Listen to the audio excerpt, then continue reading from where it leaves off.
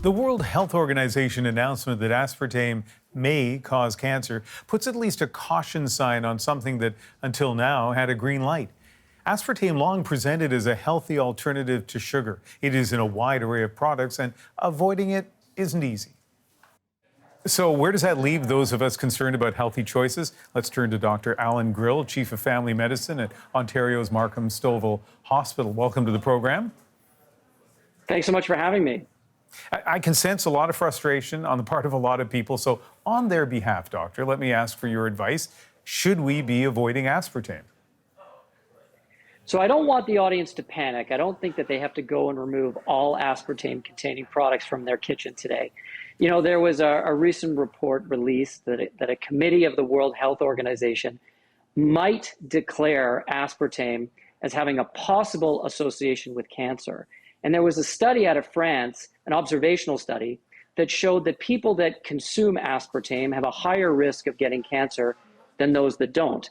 The problem with these observational studies is that they're biased. So for example, you can't control the population in the study. And so there are other factors aside from aspartame that can influence the results, like age or whether someone is obese or not. And also the actual data that they measure isn't precise because it's based on personal reporting. So we're not even sure exactly how much aspartame people in the studies consume. You know, was it a lot or was it a little? So even though there was a signal in the study that shows an association between aspartame and cancer, we need a lot more data and research before any definitive conclusions can be made with regards to cause and effect. But it does make us all aware that we should know what we're sort of consuming in our daily diet to be healthy.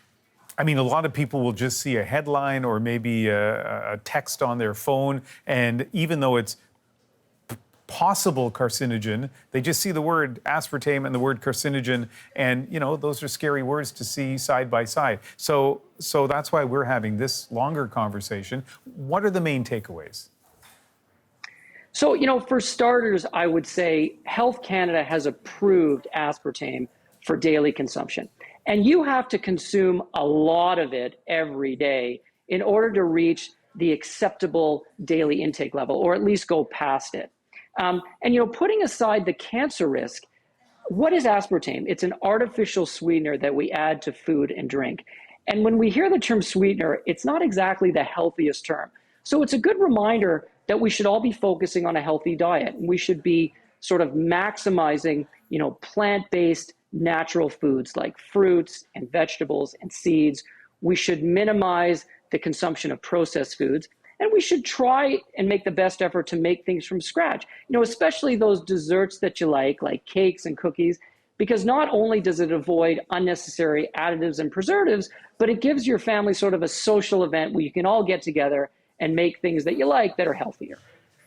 So much of this, though, comes down to choices and opportunity costs. So if a pop with aspartame replaces a pop with sugar and you're watching sugar, or if it replaces fruit juice, which, you know, even though it's fruit, it's kind of loaded with sugar, like it's just such a complicated formula or assessment for people to make. You must see patients who come in to you and kind of go like, I'm just pulling my hair out because there are just so many options here. And how do you calm them down? No, absolutely. And, you know, when I hear things like, you know, people consuming large drinks, fruit juices or pop, you know, it reminds me of the fact that, you know, we have an obesity problem in this country. It's a major public health issue. Obesity is associated with things like heart disease, some cancers of its own, and depression. And I think what's important is that we want to maximize the diversity of our diet, and we want to make sure that we're making healthy alternative choices. So instead of going for that fruit juice or that pop, whether it has sugar or artificial sweetener, other choices might be tap water. And if you're looking for that sweet craving, you could put fruit in it. Some people actually take tap water and they carbonate it themselves because they like the sort of bubbly flavor of water.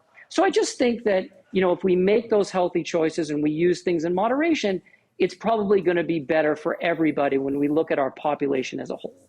Yeah, I'm among many that has one of those carbonators. You know, it has a brand name. It's changed my life because I'm not a big tap water guy, but now I am because there are a few bubbles on this. Let me finish with this. Again, I won't mention brand names, but there's a convenience store that sells a 30-ounce drink size and a version of it that's 40 ounces. I mean, and some people might make that part of their daily routine, especially in the summer. When you see people walking around with those, whether it's regular pop or diet pop in there, as a doctor, how do you react to that? Yeah, I mean, so first thing, I think it's always a reasonable approach to use things in moderation. And, when we go back to the discussion we had about that World Health Organization committee, there's other food products that are on that list that might have a possible harm or association with cancer that might surprise people. For example, caffeic acid is a plant-based product in coffee, but I'm not going to sit here and tell your viewers to completely cut out coffee. So it's the same idea as these other beverages, right? You want to use them in moderation, but I think it's really important to always go for the healthy alternative first. So when you're in that grocery store, that convenience store, try to go to the section that has the fresh fruit and vegetables and fresh prepared foods first. If you have questions about a healthy diet or you have challenges with weight, please see your primary care provider, whether that's a family doctor or nurse practitioner. We can give advice. We can set you up with a dietitian. Because at the end of the day, we all want to learn how to be healthier and then apply that to our everyday lives. So use things in moderation, focus on the healthy diet, and I think that will help guide people when they're making food choices. Really nice talking to you, Dr. Grill. Next time you're in Vancouver, we'll sit down and have some carbonated tap water. It would be my pleasure.